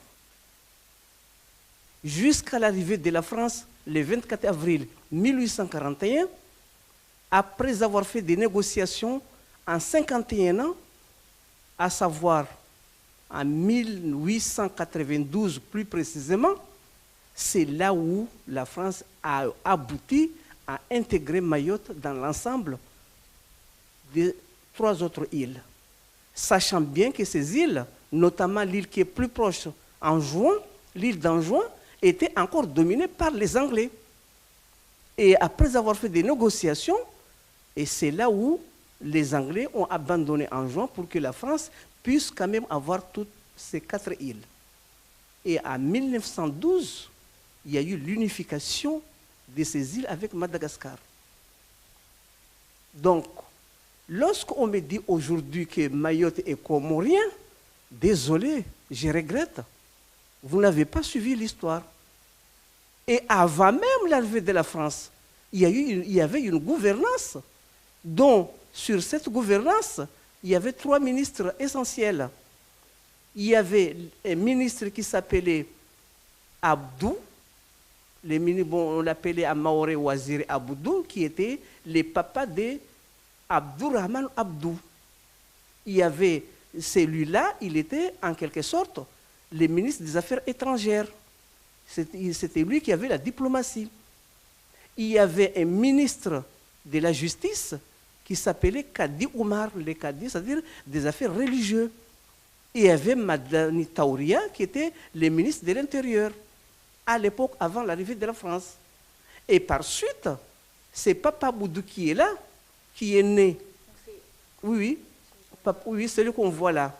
C'est le fils du ministre des Affaires étrangères, Aboudou. Et c'est Aboudou, c'est Madani Taouria et les autres, c'était des Arabes originaires de Yémen, qui, à l'époque, ils avaient voyagé avec leur famille, arrivés à Mozambique. Après, ils sont venus à Mayotte.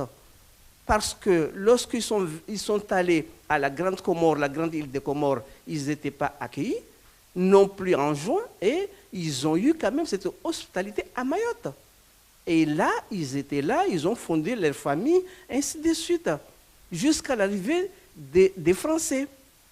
Et par suite, il y a eu, vous avez tous entendu parler quand même du roi Sakalava qui s'appelle André Ansol, qui lui, il était chassé aussi à Madagascar, il a eu refuge à Mayotte, et à partir de là, il était là, mais il y a eu quand même un complot entre le commandant Passo avec son arme et André Ansol. Ils ont fait quoi? Ils ont renversé la situation, ils ont essayé de monter un coup, soit disant que, bon voilà, il y a eu une vente de Mayotte à la France, ce qui était faux, archi faux. Il y a eu un contrat qui a été fait, comme quoi la France reste à Mayotte, et cette notification, c'est lui qui l'avait fait, c'était le papa de Abdourahman Aboud, qui est connu au nom de Papa Aboud. Et de ces faits, ils étaient là. Lorsque Abdourahman Aboud, qui est là sur l'image, et son frère Swalihi Aboud, qui est d'ailleurs le grand-père maternel de notre compatriote Hamada Salim, ils ont eu une éducation des princes à Madagascar, parce que leur papa les avait envoyés à Madagascar pour apprendre. Mais comme ils étaient tellement forts, ils ont eu l'opportunité d'être quand même des employés administratifs coloniaux, autant de colons. Mais entre-temps, Papa Aboud, ce monsieur, il était le premier gouverneur parmi les Noirs à Madagascar. Et comme il avait quand même j'allais dire, galoper toutes les marches.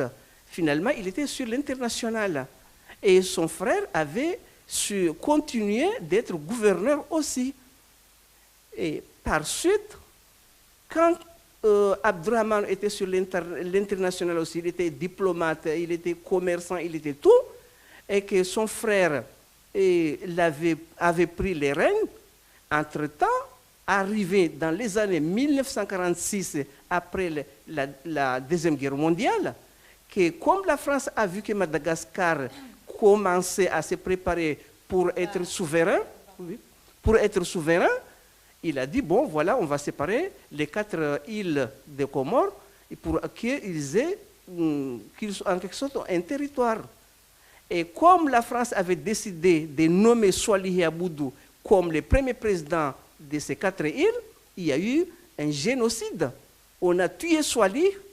Il y avait Said Mohamed Cheikh, Ahmed Abdallah et ses consorts ont tué Swalihi Aboudou en 1949. Et 2 ans après, ils ont aussi empoisonné ses 2 fils qui s'appelaient Mounib et Samir, qui étaient au lycée Gallieni à Madagascar. Donc, oui.